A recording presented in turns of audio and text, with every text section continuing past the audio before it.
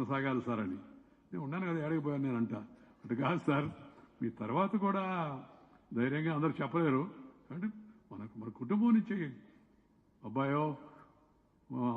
అబ్బాయిని రాజకీయాల్లో తీసుకురావాలా, 6 అడుగులు 2 అంగుళాలు ఉన్నాడు, మంచి ముక్క వచ్చేస్తుంది, ఇంకేం కావాలి సార్ అని చెప్పారు. ప్రశాంతంగా బతుకుతున్నాడయ్యా బాబు, బతకనివ్వండి అని చెప్తుంటాను నేను అందరికీ. అలాగే చాలామంది మీ కుమార్తె దీపమ్మ ఎలాగూ ఈ సేవా రంగంలో స్వర్ణ భారత్ ద్వారా అనేక సేవా కార్యక్రమాలు చేపడుతూ ఉంది.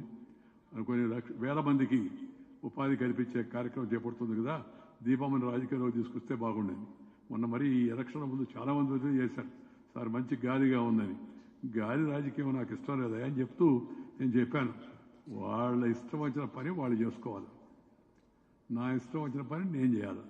నా ఇష్టంలో వాళ్ళు జోక్యం చేసుకొని నాకు ఇబ్బంది కలిగించకుండా, అలాగే వాళ్ళ ఇష్టమైనట్టు వ్యాపార ఆ ప్రవృత్తిలో నేను జోక్యం చేసుకోకుండా ఇప్పుడు దాకా గడిపాం.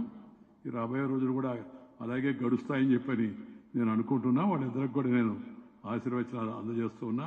నాకెవరో వచ్చి నన్ను ఒత్తిడి చేసి మాకు ఇది కావాలా అది కావాలని జీవితంలో అడిగినట్టుగా నాకు గుర్తే లేదు. మా పిల్లలంటే వాళ్ళిద్దరికి అలవాటు చిన్నప్పటి నుంచి, కానీ మా కోడలు కానీ మా అల్లుడు గారు కానీ వాళ్ళు ఎప్పుడు ఒక్క పని కూడా ఈ పని కావాలని అడిగిన సందర్భం కూడా లేదు. నన్ను ఇప్పుడు నేను ఎలాగో పదవి విరమణ చేశాను, పదవి విరమణ చేసినా కూడా తిరుగుతూ ఉన్నాను. నాకు అన్ని విధాల సహకారం అందించేదానికి కుటుంబ సభ్యులందరూ కూడా మంచి చెడు చూడడం చాలా సంతోషం. అలాంటి పిల్లలు ఉన్నందుకు నేను చాలా చాలా సంతోషిస్తున్నాను.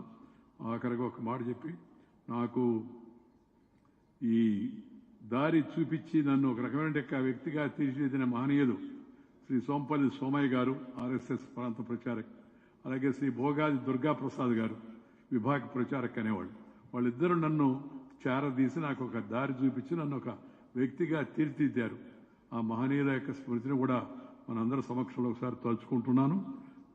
దాంతోపాటు రాజకీయ రంగంలో నాకు ఢిల్లీలో మరి చేయూతనిచ్చి నన్ను కింద స్థాయి నుంచి పై స్థాయి వరకు తీసుకెళ్ళంటే మహానుభావులు శ్రీ అటల్ బిహారీ వాజ్పేయి గారు కీర్తిశేషులయ్యారు. ఆయన ఎల్లకాలం ఎల్లప్పుడూ మనకందరికీ మార్గదర్శకులుగా ఉంటాడు. దాంతోపాటు పెద్దలు పితృ సమానులైనట్టు శ్రీ లాల్ కృష్ణ అద్వానీ గారు వయసు బాగా ఎక్కువైంది, వారికి కూడా నేను ఈ సందర్భంగా నా యొక్క కృతజ్ఞతలు తెలియజేస్తున్నాను. వారు చూపినట్టు మార్గంలోనే నడుస్తూ ఉన్నాం. నేను ఆఖరిగా జనానికి పత్రికల వాళ్ళకి న్యూస్ కావాలి కాబట్టి నేను చెప్పేది ఏంటంటే, రాజకీయాల్లో అందరూ ఉత్సాహం ఉన్న అందరూ రాజకీయాల్లోకి రండి, కానీ సిద్ధాంతపర రాజకీయాలను ప్రోత్సహించండి. Ideological politics, issue based